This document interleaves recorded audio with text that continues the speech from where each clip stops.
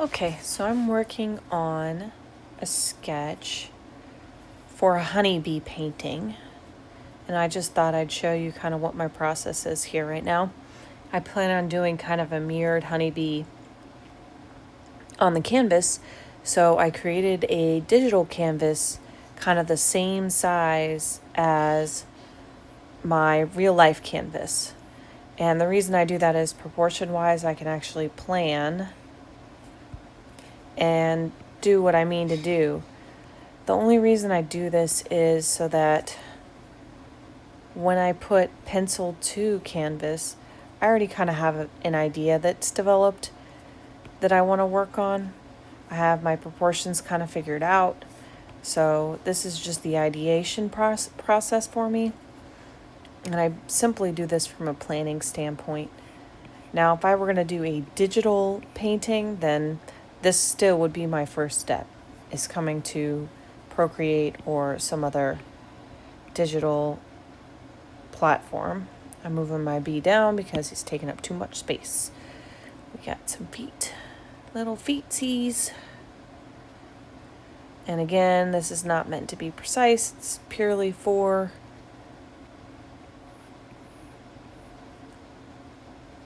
planning. I'm gonna do the wings, do the lower wings. That looks pretty good. And then I'm not going to get into like the veining and stuff because that's more complex. And ultimately, if I have the proportions right when I go to canvas, then I can just add these things in, which I will, because if you know anything about me, I'm all about the details. I love kind of getting into these and adding a lot of unique details to make the piece stand out. You can hear my daughter downstairs doing the dishes. That was what that clattering was. Do the legs. Okay, awesome. Do the banding. How many we got? 1, 2, 3, 4, 5. 3, 4 is the last defined one, and then it just gets dark back there. Okay, so that's my bee. So I'm dropping this down because I plan to do, I want to do some sort of, I don't know, flowers.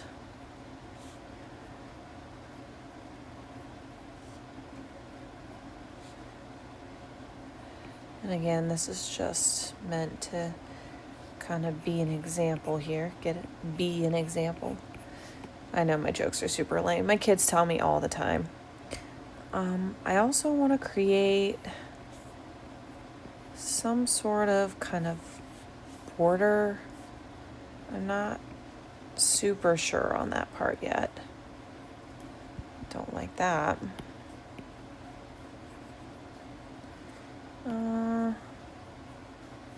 I don't know. I'll have to figure out this part. It's going to probably take me the longest just to figure out how I want this to look.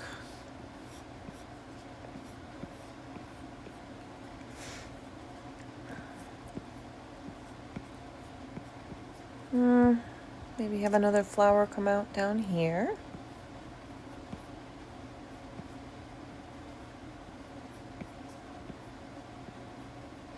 And again, the focus is kind of on the bee, not necessarily all this kind of ornate things.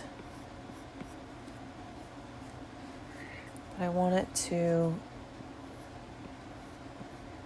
feel a little reminiscent of maybe some Art Nouveau, have some very organic lines through here.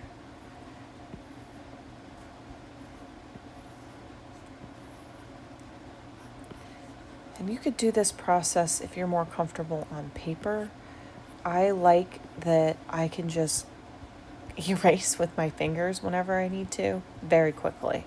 So that's kind of where my thought process is.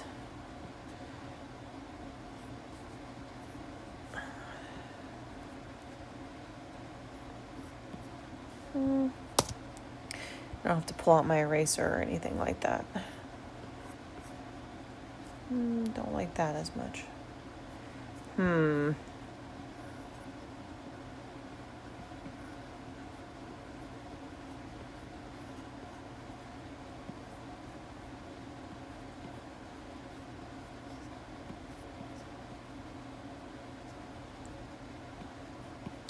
So I'm really going to have to think about the colors I want to use.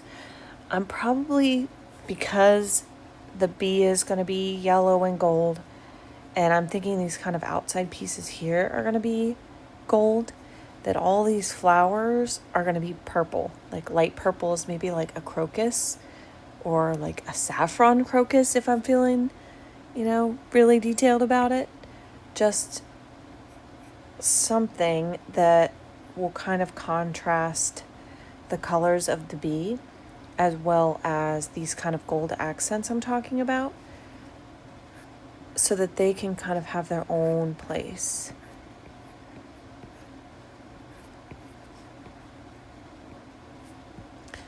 In the painting, and they don't feel like that they're really an afterthought, that they are an important part. Because as we know, bees pollinate the flowers. And so we kind of just want to leave their object of affection in the painting as well. All right, I think we have a pretty cohesive design. I need to work on a couple areas, but I wanted to share with you my process, and I hope you enjoyed it, and I will be posting updates as I paint the painting, and I hope you stop by and check it out. But yeah, thanks for watching, everyone.